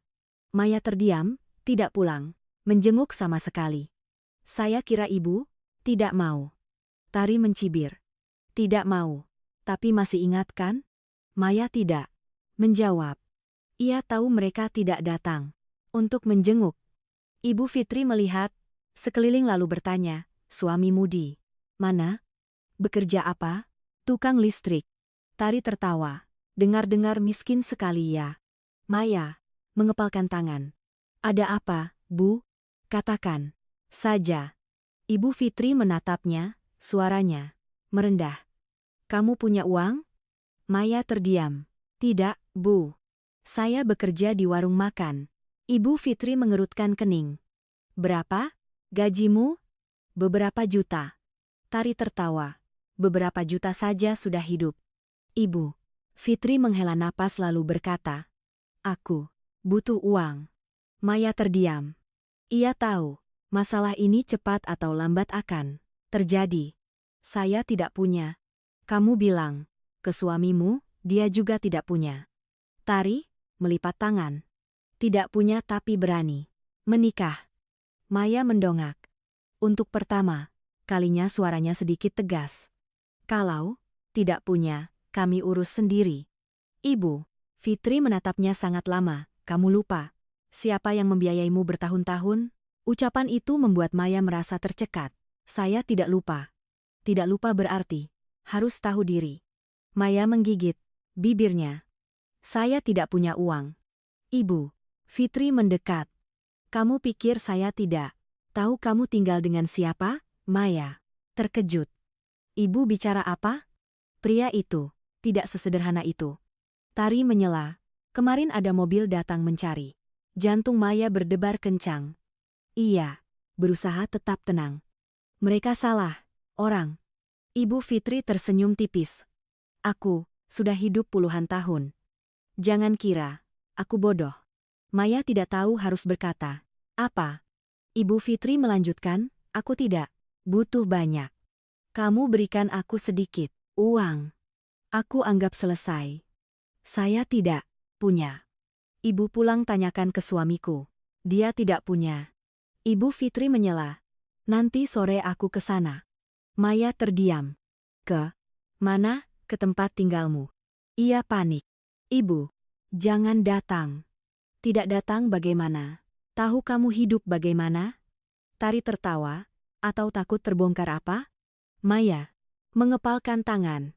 Ibu jangan datang. Saya sudah bilang kami tidak punya uang. Ibu Fitri menatapnya matanya dingin. Nanti sore aku ke sana. Setelah berkata begitu, ia berbalik pergi. Tari melirik. Maya menyeringai. Bersiaplah. Keduanya naik sepeda motor dan pergi. Maya berdiri diam sangat lama. Ia tahu masalah sudah dimulai. Sore itu ia pulang lebih awal. Bima sudah ada di kamar sedang memperbaiki kompor listrik. Melihat Maya, ia mendongak. Hari ini pulang awal. Ia berdiri di pintu. Beberapa detik. Ada masalah. Ia meletakkan peralatannya. Kenapa? Maya masuk duduk. Ibu tiri saya datang ke warung. Ia terdiam. Mereka menagih uang. Ia mengangguk pelan seperti sudah menduga. Ia terkejut. Mas tahu mas. Menduga ia menatapnya. Mereka bilang, sore ini akan datang ke sini. Ia menghentikan pekerjaannya sesaat 2 detik. Lalu ia menghela napas. Iya, khawatir, mas. Tidak apa-apa. Ia menatapnya. Kamu takut? Saya tidak ingin ada masalah. Ia mengangguk. Saya mengerti. Ia berkata pelan. Atau saya bilang mereka jangan datang. Ia menggelengkan kepala. Tidak perlu. Ia menatapnya. Mas tidak bertanya apa yang mereka inginkan. Ia tersenyum tipis. Saya tahu apa yang mereka inginkan. Apa? Uang. Ia menunduk. Saya minta maaf. Ia sedikit terkejut. Minta maaf kenapa? Karena saya merepotkan, mas. Ia menatapnya sangat lama lalu berkata, perlahan, Maya, kamu bukan beban. Ucapan itu membuatnya terdiam. Ia melanjutkan, saya menikahimu. Saya tahu akan ada masalah. Ia tidak bisa berkata apa-apa. Beberapa saat kemudian, ia bertanya, Mas tidak merasa terganggu? Ia menggelengkan kepala. Tidak. Ia melihat ke tangannya. Saya tidak ingin kembali. Ia langsung berkata. Tidak. Ada yang memaksa kamu kembali. Ia mendongak. Tatapannya sangat tenang, tetapi pasti. Ia merasa sedikit lega di dalam hatinya. Sekitar 1 jam lebih. Terdengar suara ketukan di pintu. 3 kali kering dan kuat. Maya terkejut. Bima berdiri. Biar saya. Ia melangkah. Keluar membuka pintu. Ibu Fitri berdiri. Di luar. Tari berdiri di belakang. Dan ada satu pria lagi yang belum pernah Maya lihat. Ibu Fitri melihat sekeliling. Kamar tersenyum tipis. Di sini kamu tinggal. Maya berdiri. Bima berdiri. Sedikit menghalangi di depannya. Bu, mencari siapa? Ibu Fitri menatapnya dari kepala sampai kaki. Kamu Bima kan? Saya, keluarga Maya. Ia mengangguk. Saya tahu. Ibu Fitri masuk tanpa izin melihat sekeliling. Kamar kecil, sederhana, tidak ada yang berharga. Ia tersenyum. Hidup juga boleh. Tari berkata pelan. Sempit sekali. Bima tidak berkata apa-apa. Ibu Fitri berbalik. Suaranya berubah. Saya langsung saja. Saya butuh uang. Bima menatapnya. Berapa? Maya terkejut. Mas, Ibu Fitri juga terkejut. Kamu punya? Bima bertanya lagi, berapa? Ibu Fitri menyebutkan angka yang tidak kecil. Maya menatapnya, khawatir. Bima terdiam beberapa detik, lalu berkata, saya tidak punya. Ibu Fitri mengerutkan kening. Tidak punya. Pria yang bersamanya menatap Bima tajam. Tatapannya sedikit aneh. Ia bertanya, kamu bekerja apa? Tukang listrik. Sudah lama di sini? Cukup lama. Pria itu melihat lebih dekat, lalu sedikit mengerutkan kening seperti sedang berusaha mengingat. Maya melihat dengan jelas, Bima juga melihat. Suasana menjadi tegang. Pria itu berkata pelan, saya merasa kamu familiar. Bima tersenyum tipis, mungkin mirip orang lain. Pria itu masih melihat, tetapi tidak berkata apa-apa lagi. Ibu Fitri marah kalau tidak punya uang, bilang. Dari awal. Bima mengangguk. Iya. Ibu itu berbalik kepada Maya. Ingat ya, kalau tidak bisa membantu, jangan menyalahkan. Lalu ia berbalik pergi. Tari melirik. Maya, lalu mereka pergi. Pintu tertutup, kamar hening. Maya berbalik kepada Bima. Mas, baik-baik saja. Ia berdiri diam. Beberapa detik lalu berkata sangat pelan. Sepertinya tidak akan tenang. Lama lagi. Ia terdiam. Mas, bicara. Apa? Ia melihat ke pintu. Tatapannya, untuk pertama kalinya tidak lagi tenang. Setelah Ibu Fitri pergi, kamar kos itu menjadi sunyi sampai Maya bisa mendengar. Dengan jelas suara kipas angin berputar.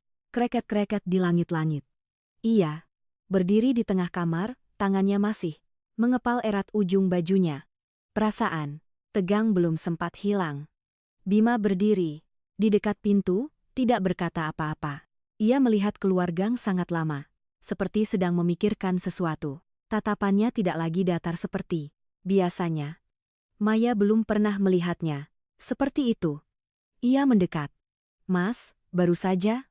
Bicara apa? Bima tidak langsung berbalik. Beberapa saat kemudian ia baru menghela napas pelan.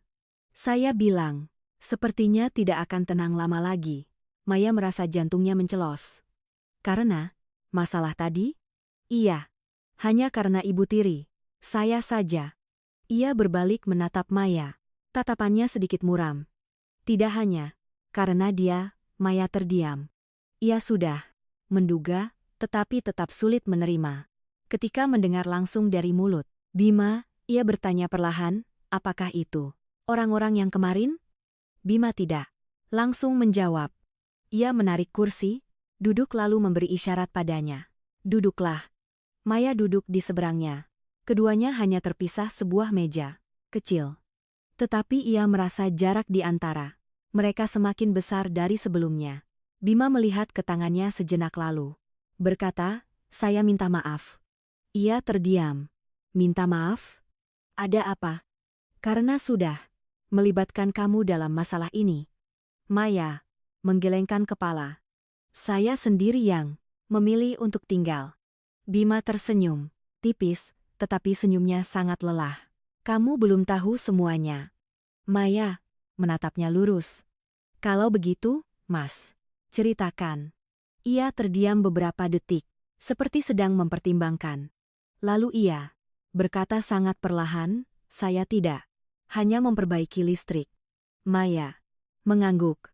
Saya tahu. Ia sedikit terkejut, tahu. Saya menduga. Ia menghela napas pelan lalu melanjutkan.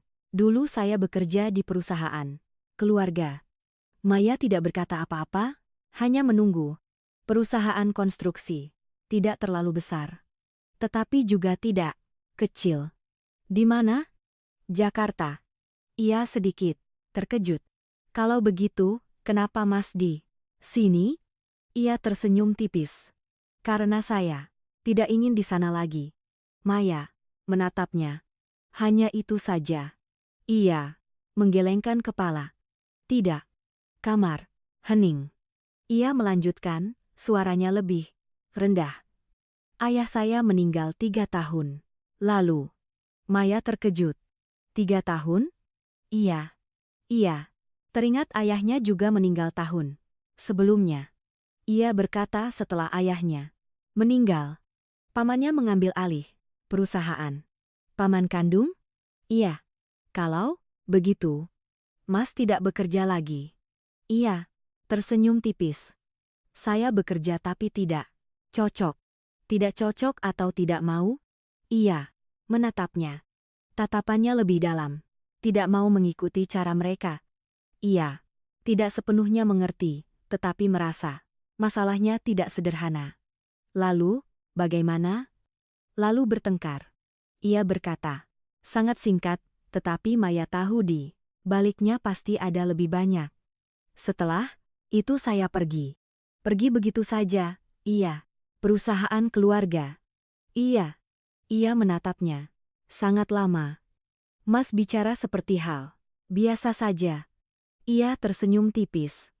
Karena, bagi saya itu hal biasa. Ia tidak tahu harus berkata apa. Beberapa saat, kemudian ia bertanya. Lalu kaki Mas? Iya. Sedikit terdiam lalu berkata, kecelakaan. Kapan? Setelah meninggalkan perusahaan. Kecelakaan mobil. Iya, berat. Ia melihat ke kakinya lalu berkata, awalnya berat, sekarang sudah lebih baik. Maya mendongak. Sudah lebih baik. Iya, bisa. Jalan lagi. Tapi tidak cepat. Iya. Menatapnya sangat lama lalu bertanya. Sangat pelan, Mas, pura-pura pincang. Ya? Ia tidak menjawab. Kamar hening. Beberapa detik lalu, ia tersenyum, tetapi tidak menyangkal. Kamu banyak berpikir ya? Ia menggelengkan kepala. Mas tidak seperti orang yang tidak berdaya. Ia menatapnya. Tatapannya sedikit berubah. Beberapa saat kemudian, ia berkata, ada kalanya orang perlu membiarkan orang lain berpikir ia lemah. Ucapan itu membuat Maya bergidik. Ia bertanya sangat pelan. Kenapa ia menatap lurus padanya? Karena, ketika orang berpikir kamu lemah, mereka tidak waspada. Ia menelan ludah. Mas, sedang bersembunyi dari seseorang. Ia tidak langsung menjawab. Ia berdiri, berjalan ke pintu melihat keluar gang, lalu berkata, saya tidak bersembunyi. Kalau begitu, Mas kembali. Saya hanya tidak ingin kembali. Ia berdiri, mengikutinya. Mas takut dengan paman. Mas? Ia menggelengkan kepala. Tidak. Kalau begitu kenapa Mas tidak pulang? Iya.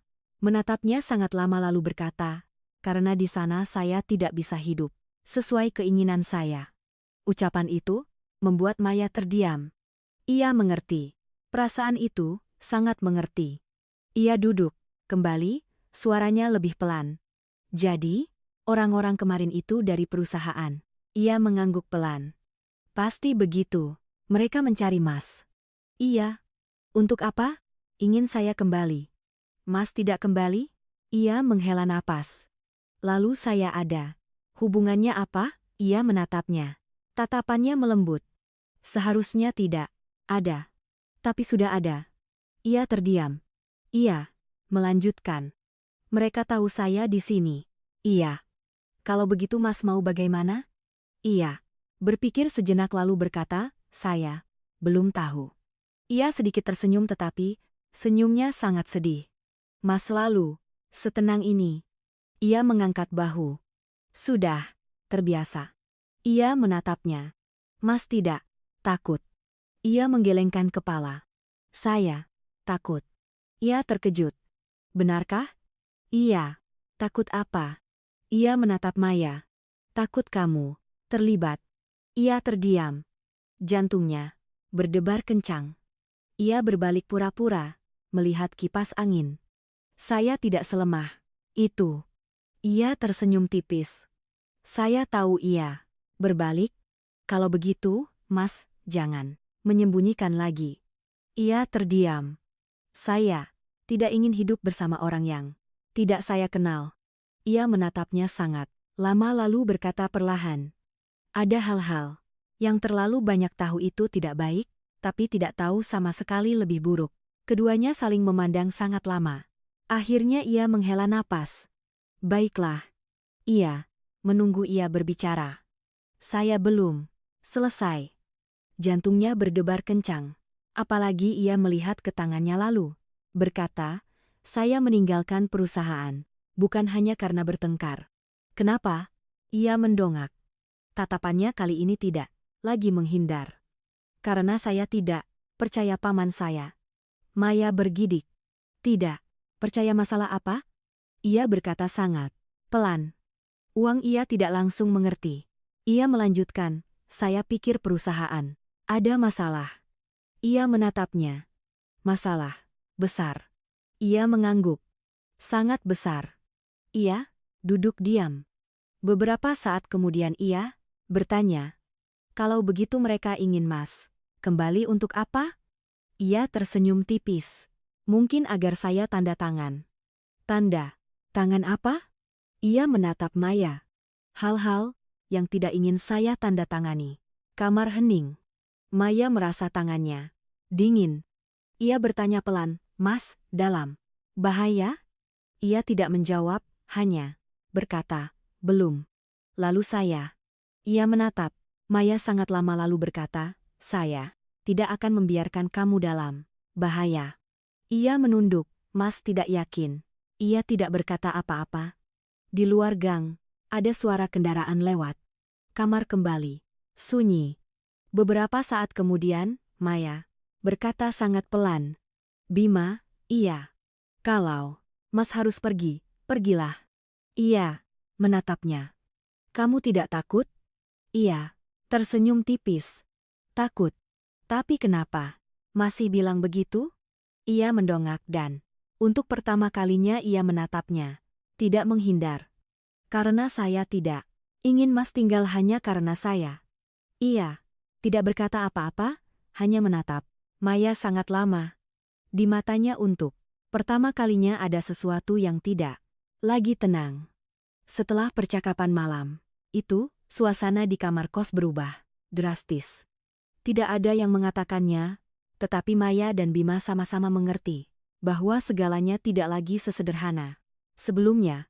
Hari-hari tenang yang singkat baru saja berlalu seperti jeda di antara dua ombak dan keduanya merasakan bahwa ombak berikutnya sudah sangat dekat. Pagi berikutnya, Bima bangun lebih awal dari biasanya. Maya baru membuka mata sudah melihat ia sedang duduk di tepi tempat tidur, mengikat tali sepatu. Cahaya redup dari luar pintu memantulkan bayangannya yang memanjang di lantai keramik. Ia duduk. Hari ini Mas pergi pagi sekali. Bima berbalik. Iya. Suaranya lebih singkat dari biasanya. Ia menatapnya sejenak. Ada masalah. Ia sedikit berhenti lalu menggelengkan kepala. Tidak. Maya tidak bertanya lebih lanjut, tetapi ia tahu ia sedang menyembunyikan sesuatu. Ia berdiri mengambil tas peralatannya lalu berbalik berkata, hari ini kamu bekerja. Hati-hati. Ia terkejut. Saya tetap pergi seperti biasa. Ia mengangguk. Iya, tapi tetap hati-hati. Ia menatapnya. Ada yang mencari saya lagi? Ia tidak menjawab, hanya berkata, kalau ada apa-apa, telepon saya. Ia meletakkan ponsel di meja. Saya pergi. Pintu tertutup. Maya duduk diam di tempat tidur sangat lama. Ia merasa di dalam hatinya lebih berat dari biasanya. Seperti ada sesuatu yang akan terjadi di warung makan hari itu. Ramai pengunjung lebih dari biasanya. Maya bekerja terus-menerus tanpa henti, tetapi pikirannya terus melayang. Ia terus teringat tatapan Bima pagi tadi. Tidak seperti biasanya ada sesuatu yang tegang. Sekitar menjelang siang, ia sedang mengantar makanan ketika melihat Dua orang pria berdiri di luar pintu warung. Bukan pelanggan. Mereka berdiri, melihat ke dalam berbicara pelan satu sama lain. Salah satu pria melihatnya. Bertanya, "Kamu Maya?" Ia terdiam. "Iya, saya bekerja di sini." "Iya." Pria lain berkata, "Boleh tanya suamimu ada di rumah?" Jantungnya berdebar kencang. "Mas," bertanya. "Untuk apa?" Pria itu tersenyum tipis, hanya bertanya saja. "Iya," menggelengkan kepala. "Saya tidak tahu." Mereka saling memandang lalu mengangguk. "Iya, terima kasih." Kedua pria itu pergi, tetapi Maya tahu mereka tidak bertanya hanya untuk iseng. Ia bekerja sebentar lagi, lalu meminta izin ibu, pemilik warung, untuk pulang lebih awal. "Saya agak lelah." Ibu itu menatapnya. "Wajahmu pucat sekali, pulanglah. Istirahat." Maya mengangguk melepas. Celemeknya berjalan cepat keluar. Di jalan pulang, ia merasa hatinya terbakar. Ia tidak tahu apa yang ia takutkan. Hanya tahu firasatnya sangat buruk. Ketika berbelok ke gang, ia melihat di depan deretan kos-kosan ada sebuah mobil. 7 penumpang terparkir rapat di dinding, bukan mobil milik warga sekitar. Ia melangkah perlahan. Pintu kamar ujung terbuka, jantungnya mencelos. Ia berlari cepat. Ketika mendekat, ia mendengar suara di dalam kamar. "Kamu sebaiknya kembali. Saya sudah bilang belum saatnya. Kamu tidak bisa bersembunyi selamanya." Maya berdiri, kaku di pintu. Di dalam kamar ada 3 orang. Bima berdiri di dekat meja. 2 pria mengenakan kemeja celana panjang. Penampilan mereka sangat berbeda dengan orang-orang di kos-kosan itu. Bima berbalik melihatnya. Tatapannya langsung berubah. Maya masuk. "Mereka siapa?" Kedua pria itu melihatnya lalu melihat Bima. Salah satu pria berkata, "Hanya istri Mas Bima." Maya tidak menjawab. Ia menatap Bima. Ia terdiam beberapa detik, lalu berkata, "Iya." Pria lain mengangguk. "Kami dari perusahaan." Ia merasa jantungnya berhenti berdetak. Sesaat. "Perusahaan?" Pria itu melanjutkan, "Mas Bima, masalah ini tidak bisa berlarut-larut lagi." Bima berkata dingin, "Saya sudah bilang, Paman. Kamu meminta kamu kembali ke Jakarta. Dia bukan orang yang memberi perintah pada saya." Suasana di kamar menjadi tegang. Maya berdiri diam, tidak sepenuhnya mengerti, tetapi merasakan dengan jelas. Pria lain melihatnya. "Kamu seharusnya tahu." Dia tidak mengatakan semuanya. Bima berbalik. Suaranya merendah. "Sudah cukup." Pria itu mengangkat bahu. "Kami hanya melakukan pekerjaan." Lalu ia berbalik kepada Maya. "Dia adalah ahli waris perusahaan. Kamu sudah tahu kamar hening." Maya merasa seperti ada yang menarik tanah di bawah kakinya. Ia menatap Bima. Bima tidak menatapnya. Ia berkata kepada kedua pria itu, "Keluar. Kalian keluar." Suaranya tidak keras, tetapi sangat tegas. Kedua pria itu saling memandang lalu keluar. Pintu tertutup. Kamar hanya tersisa 2 orang. Maya berdiri diam. Ia tidak tahu harus bertanya apa duluan. Beberapa saat kemudian ia berkata, "Mereka mengatakan yang sebenarnya." Bima tidak langsung menjawab. Ia membelakangi dan berdiri sangat lama. Lalu ia berkata, "Iya. Iya." Merasa kepalanya berdenging. "Mas adalah ahli waris perusahaan Mas, perusahaan keluarga." Ia tersenyum tipis, tetapi suaranya bergetar. "Jadi, Mas bukan tukang listrik." Ia berbalik. "Mas juga bukan orang miskin." Ia menatapnya. Ia mundur 1 langkah. "Kalau begitu, saya ini apa?" Ia terdiam. Ia bertanya lagi, suaranya rendah tetapi tajam. "Mas, menikahi saya untuk apa?" Ia mendekat. "Maya." Ia menggelengkan kepala. "Katakan yang sebenarnya." Ia menatapnya sangat lama lalu berkata, awalnya saya menikahi kamu karena kamu butuh tempat tinggal. Ia tersenyum tetapi matanya merah. Hanya itu ia tidak menjawab. Ia melanjutkan, atau karena saya adalah orang yang tidak diperhatikan siapapun? Ia mengepal tangan. Bukan atau karena saya mudah dikendalikan? Tidak. Kalau begitu karena apa? Ia menatap lurus padanya. Kali ini tidak menghindar karena kamu tidak melihat saya seperti orang lain. Ia terdiam. Ia melanjutkan perlahan. Kamu melihat saya sebagai orang biasa? Ia tidak berkata apa-apa. Ia menghela napas. Saya tidak berpikir akan melibatkan kamu dalam masalah ini. Ia menggigit bibirnya. Tapi Mas sudah melibatkan saya. Ia mengangguk. Ia berbalik. Matanya merah. Beberapa saat, kemudian ia bertanya sangat pelan. Mas pura-pura sakit juga untuk bersembunyi. Ia mengangguk. Kecelakaan.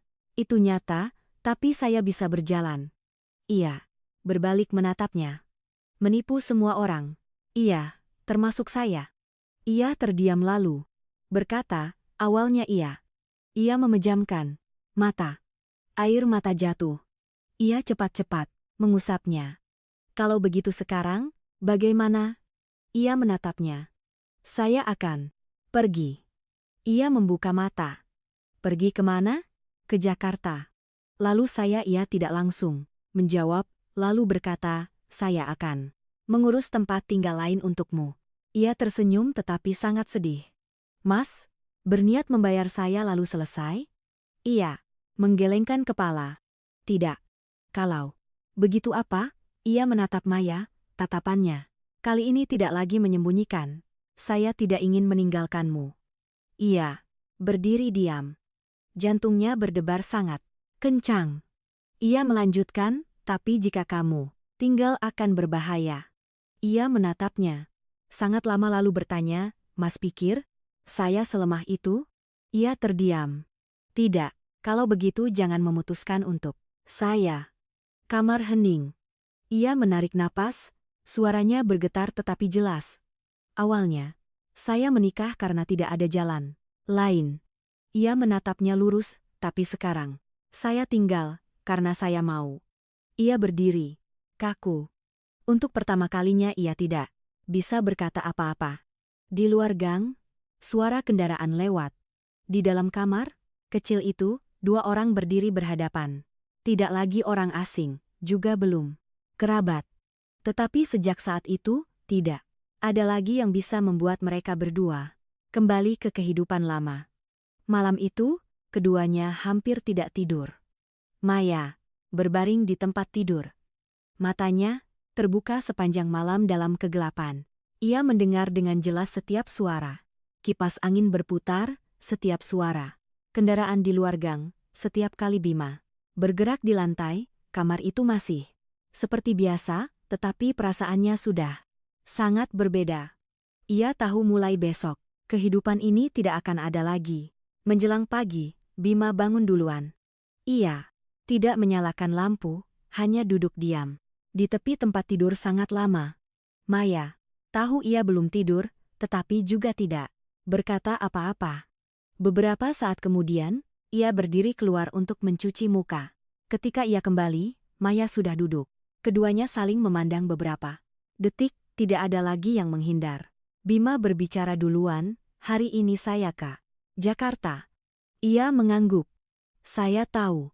Ia sedikit terkejut. Bagaimana? Tadi malam, Mas sudah memutuskan. Ia tidak menyangkal. Ia mengambil tas lamanya, membuka dan mulai merapikan barang. Tidak banyak.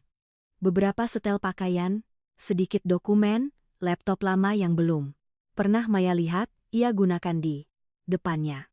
Ia melihat laptop itu. Bertanya, Mas sudah bawa ini sejak lama? Iya, Mas tidak pernah menggunakannya. Pernah menggunakannya. Saat kamu tidak melihat? Ia tersenyum. Tipis. Iya. Ia mengangguk tidak. Bertanya lagi. Ia selesai merapikan barang, meletakkan tasnya lalu berbalik. Maya Kamu tidak perlu ikut. Ia menatapnya. Mas pikir saya tidak akan ikut. Ia terdiam. Di sana tidak sederhana, di sini juga tidak sederhana. Ia menghela napas. Saya tidak ingin kamu terlibat. Ia berdiri mendekat. Mas sudah menikahi saya. Ia terdiam. Kamu tahu arti kalimat itu? Ia menatap lurus. Tahu. Ia tidak berkata apa-apa. Ia melanjutkan. Suaranya pelan tetapi tegas. Dulu saya tidak punya pilihan, tapi sekarang saya punya. Ia menatap Bima, tatapannya melembut. Kamu yakin? Ia mengangguk. Yakin. Ia terdiam. Beberapa detik lalu berkata, kalau begitu, bersiaplah. Ia tidak bertanya lagi, hanya berbalik mengambil koper. Barang-barangnya juga tidak banyak. Sebuah koper kecil, beberapa setel pakaian, buku catatan, mesin jahit mini yang masih ia simpan. Bima melihat mesin. Itu sedikit terkejut. Kamu bawa ini? Iya, tidak berat. Sudah terbiasa. Iya, tersenyum tipis. Kamu seperti saya? Iya, menatapnya. Mirip di mana? Tidak bisa. Meninggalkan apa yang ingin dipertahankan. Ia tidak berkata apa-apa, tetapi di dalam hatinya terasa hangat. Lebih dari 2 jam kemudian, mereka sudah di bandara. Maya belum pernah naik pesawat. Ia melihat segala sesuatu di sekitarnya. Aneh dan juga khawatir. Bima berjalan di depan mengurus prosedur. Dengan sangat cepat seperti sudah terbiasa. Ia bertanya pelan. Mas sering bepergian dulu. Dulu Mas hidup sangat berbeda kan? Ia menatapnya. Iya. Iya. Tidak bertanya lebih lanjut. Naik pesawat. Ia duduk di dekat jendela. Tangannya mengepal erat sabuk pengaman. Bima melihatnya bertanya pelan. Takut? Sedikit. Ia berkata dengan sangat tenang. Tidak apa-apa. Ia mengangguk. Pesawat lepas landas, hatinya juga seperti terangkat ikut. Ia tidak tahu apa yang ada di depan. Hanya tahu ia sudah melangkah terlalu jauh untuk kembali. Sore harinya mereka tiba di Jakarta.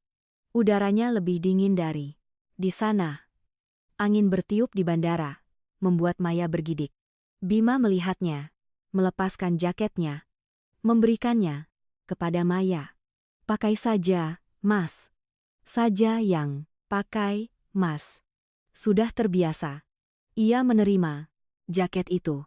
Sedikit kebesaran tetapi hangat. Sebuah mobil 7 penumpang sudah terparkir di luar gerbang. Pria yang kemarin di kos-kosan berdiri di samping mobil melihat Bima. Ia mengangguk. Anda sudah kembali? Bima tidak tersenyum. Iya. Pria itu melihat ke arah Maya.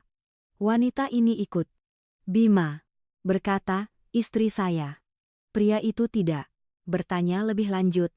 Mobil melaju. Hampir 1 jam baru sampai di sebuah gedung besar di kawasan pusat kota. Bukan gedung pencakar langit yang terlalu mewah, tetapi sangat rapi. Papan nama perusahaan tergantung di depan gerbang. Maya sekilas membaca perusahaan konstruksi. Nama yang belum pernah ia dengar, tetapi melihatnya saja sudah tahu itu bukan perusahaan kecil. Mobil berhenti. Bima turun duluan lalu berbalik. Ayo. Ia mengikutinya. Di dalam, karyawan yang melihat Bima semuanya sedikit terdiam. Ada yang berdiri, ada yang berbisik. Pak Bima, beliau sudah kembali. Maya mendengar tetapi tidak menoleh. Ia berjalan rapat di belakangnya. Lift naik ke lantai paling atas. Ketika pintu terbuka, seorang pria parubaya sudah berdiri di luar ruang rapat. Rambutnya sudah memutih, tetapi posturnya masih tegak. Ia menatap Bima, tatapannya tidak senang juga tidak marah. Sudah lama tidak kembali. Bima berhenti. Paman Maya langsung mengerti. Ini adalah orang yang Bima maksud. Pamannya. Ia melihat ke arah Maya. Wanita ini. Bima menjawab, istri saya. Ia sedikit mengerutkan kening, tetapi tidak berkata apa-apa. Masuklah. Semua orang sudah menunggu. Ruang rapat sudah. Ada beberapa orang. Semuanya berpakaian rapi. Ketika Bima masuk, suasana berubah drastis. Ada yang berdiri, ada yang saling pandang, ada yang tidak berkata apa-apa. Bima menarik kursi dan duduk. Maya berdiri di belakang. Paman Bima berbicara duluan. Pasti semua orang tahu mengapa kita rapat hari ini. Seseorang berkata, karena Pak Bima sudah kembali. Ia mengangguk. Betul. Lalu, berbalik kepada Bima. Kamu menghilang 3 tahun. Perusahaan tetap harus berjalan. Bima dengan tenang. Saya tahu. Sekarang, saya kembali untuk apa? Untuk menjelaskan beberapa hal. Suasana di dalam ruangan menjadi tegang.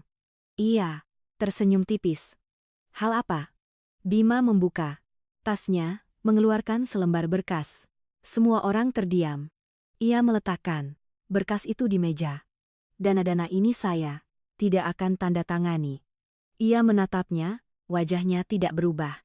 Dokumen-dokumen. Ini ada tanda tangan yang bukan tanda tangan saya. Seseorang di dalam ruangan mengambilnya untuk dilihat. Suasana semakin berat. Ia berkata, kamu mencurigai paman. Bima menatap lurus. Saya mencurigai semuanya. Ruangan hening. Total. Ia tersenyum. Kamu pergi sekarang. Kembali dan bicara begitu. Bima tidak berbicara. Ia berbalik kepada Maya. Kamu istrinya? Ia mengangguk. Iya, kamu tahu apa yang lakukan? Maya menatapnya. Tahu tapi masih mengikuti. Ia terdiam. Beberapa detik lalu berkata, karena ia tidak melarikan diri. Seluruh ruangan menatapnya. Ia melanjutkan, suaranya bergetar tetapi jelas. Ia hidup di kos-kosan, bekerja memperbaiki listrik. Jika ia ingin bersembunyi, ia tidak akan hidup seperti itu. Tidak ada yang berbicara. Bima berbalik menatapnya. Tatapannya berubah. Ia tersenyum dingin. Kamu percaya padanya? Maya menatap lurus. Percaya. Seorang anggota dewan berbicara. Dokumen-dokumen ini perlu diperiksa. Suasana berubah arah. Ia terdiam beberapa detik lalu berkata, baik, periksa. Bima tidak berbicara, hanya duduk diam. Tetapi Maya melihat, dengan jelas, tangannya mengepal di bawah meja. Rapat belum berakhir, tetapi ia tahu sejak saat ini segalanya sudah tidak sama lagi. Rapat hari itu berlangsung hingga sore hari. Maya tidak sepenuhnya memahami angka-angka, kontrak-kontrak, dan ketentuan-ketentuan yang terus-menerus disebut oleh semua orang. Tetapi ia merasakan dengan sangat jelas suasana di ruangan itu berubah. Sedikit demi sedikit. Awalnya semua orang memandang Bima sebagai orang yang sudah pergi, kini kembali membuat masalah. Tetapi ketika setiap berkas dibuka, setiap salinan dicocokkan, setiap tanda tangan dibandingkan, keheningan mulai semakin banyak. Salah. Seorang anggota dewan berbicara. Tanda tangan ini tidak cocok. Yang lain berkata, transfer dana ini tidak melalui persetujuan. Seorang lagi, masalah ini perlu diperiksa ulang. Seluruhnya. Paman Bima masih duduk diam. Kedua tangan diletakkan di meja, tetapi tatapannya tidak lagi setenang semula. Ia menatap Bima. Kamu mempersiapkan dengan sangat matang. Bima menjawab dengan sangat pelan. Saya hanya mempertahankan apa yang menjadi milik saya. Tidak ada yang berkata apa-apa lagi. Akhirnya ketua rapat berdiri. Kita hentikan sementara di sini. Bagian audit akan bekerja kembali. Selama waktu itu, saudara Bima berhak ikut serta dalam pengelolaan sebagai pemegang saham besar. Ruangan hening beberapa detik, hak ikut serta dalam pengelolaan. Ucapan itu cukup untuk membuat semua orang mengerti bahwa situasinya sudah berubah. Paman Bima tidak berkata apa-apa lagi. Ia berdiri menatap keponakannya sangat lama lalu berjalan keluar. Ketika pintu ruangan tertutup, Maya baru menghela Napas. Ia tidak tahu sejak kapan ia mengepal tangannya sampai sakit. Bima, berbalik. Kamu lelah. Ia menggelengkan kepala. Tidak. Ia menatapnya beberapa detik lalu berkata pelan. Terima kasih. Ia terkejut. Untuk apa? Karena kamu berdiri di sana. Ia tersenyum tipis. Saya hanya mengatakan yang sebenarnya. Ia tidak berkata apa-apa lagi, tetapi tatapannya melembut dengan sangat jelas. Malam itu mereka kembali ke sebuah apartemen kecil yang sementara disediakan perusahaan untuk Bima. Bukan villa, bukan hotel mewah, hanya sebuah apartemen rapi di dekat perusahaan. Maya masuk melihat sekeliling. Di sini sangat berbeda. Bima meletakkan tasnya. Tidak terbiasa. Ia berjalan beberapa langkah, menyentuh meja, kursi, lalu berbalik. Mas tinggal di sini. Sebelumnya? Tidak. Kalau begitu, Mas tinggal di mana? Ia tersenyum tipis. Tempat yang lebih baik. Ia menatapnya. Mas tidak menyesal. Menyesal apa? Kehidupan sebelumnya. Ia berpikir. Sejenak lalu menggelengkan kepala. Tidak. Kenapa? Ia menatap Maya. Karena saya belum pernah merasa hidup senyaman saat di kos-kosan. Ia sedikit terdiam. Benarkah ia mengangguk? Ia tidak berkata apa-apa lagi. Beberapa saat kemudian, ia mengeluarkan mesin jahit mini dari kopernya, meletakkannya di meja. Bima melihatnya dan tertawa. Kamu benar-benar membawanya? Saya sudah bilang. Kamu berniat menjahit di sini? Tidak tahu, tapi kalau ditinggal sayang. Ia melihat mesin itu, lalu menatap Maya. Kamu tidak berubah. Ia mengangkat bahu. Saya tidak punya apa-apa untuk diubah. Ia terdiam. Beberapa detik lalu berkata, punya. Ia menatapnya. Apa? Kamu berani memilih? Ia terdiam tidak berkata apa-apa, hanya berbalik berpura-pura merapikan barang. 2 hari kemudian, segalanya di perusahaan mulai lebih jelas. Bagian audit mengonfirmasi banyak transfer dana yang menyalahi prosedur. Beberapa dokumen menunjukkan tanda tangan palsu. Tidak ada yang mengatakan langsung, tetapi semua orang mengerti masalahnya. Tidak sederhana. Bima mulai harus lebih sering berada di perusahaan. Ada kalanya ia pulang sangat larut. Ada kalanya hampir tidak pulang. Maya tinggal di apartemen sendirian, memasak sendiri, membersihkan sendiri, mencuci baju sendiri. Hidupnya tenang tetapi tidak sedih. Ia merasa seperti sedang berada di tempat yang sangat jauh dari sebelumnya, tetapi tidak merasa tersesat. Suatu sore ketika ia sedang membersihkan meja, bel pintu berbunyi. Ia membuka pintu. Ibu Fitri berdiri di luar. Maya terdiam. Ibu Fitri melihat ke dalam.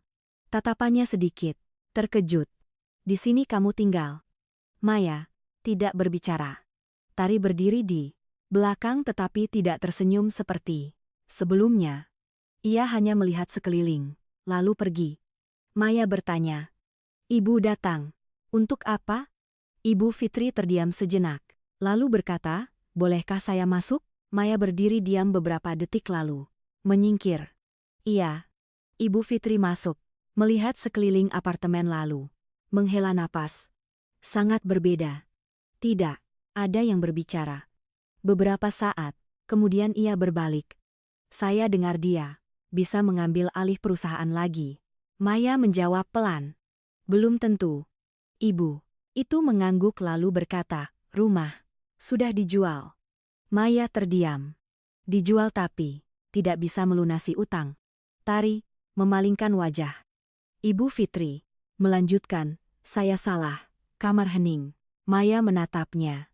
3 tahun lalu ia pernah menunggu kalimat ini, tetapi sekarang, mendengarnya ia tidak lagi merasakan apa-apa. Ia berkata perlahan, saya tidak menyalahkan. Ibu mendongak. Kalau begitu, kembalilah bersama ibu. Ucapan itu membuat Maya sedikit terkejut. Ia menggelengkan kepala. Saya Tidak kembali. Ibu sudah minta maaf. Saya tahu. Lalu kenapa tidak kembali? Maya melihat ke tangannya lalu berkata, karena saya sudah tidak di sana lagi. Ibu Fitri terdiam. Tari menarik tangannya. Ibu, sudahlah. Keduanya berdiri. Sebelum keluar pintu, Ibu Fitri berbalik. Ia memperlakukanmu dengan baik. Maya mengangguk. Baik. Ibu itu menghela napas. Kalau begitu sudah. Bagus. Pintu tertutup, kamar kembali. Hening. Malam itu, Bima pulang cukup larut. Ia membuka pintu melihat Maya sedang menjahit baju. Ia berdiri melihat. Sejenak, belum tidur. Ia mendongak, "Mas, sudah pulang?" Ia mengangguk lalu bertanya, "Hari ini ada yang datang?" Iya. Sedikit terkejut. "Bagaimana, Mas tahu?" "Saya menduga." Ia terdiam beberapa detik, lalu berkata, "Ibu tiri saya datang." Ia terdiam. Dia bilang apa? Tidak ada apa-apa. Bima mendekat. Maya menatapnya. "Iya, kamu ingin kembali?" Ia tersenyum tipis. "Mas, ingin saya kembali?" Ia menggelengkan kepala. "Tidak." "Kalau begitu kenapa bertanya?" Ia menatap Maya sangat lama lalu berkata, "Saya hanya ingin memastikan kamu tinggal karena kamu mau." Ia meletakkan baju itu, berdiri mendekat padanya. Untuk pertama kalinya ia menatap lurus tanpa menghindar. "Dulu saya menikah dengan Mas karena tidak ada jalan lain." Ia tidak berbicara. Ia melanjutkan. "Tapi, sekarang saya di sini karena saya memilih." Ia berdiri diam. Ia tersenyum tipis. Kali ini tidak ada yang memaksa. Bima menatapnya sangat lama lalu mengangguk pelan. Di luar jendela, lampu kota menyala satu persatu. Kehidupan, baru masih banyak hal yang belum pasti. Perusahaan belum selesai, masa lalu belum tuntas. Tetapi di dalam kamar kecil itu, untuk pertama kalinya, keduanya sama-sama tahu mereka berada di tempat yang mereka inginkan.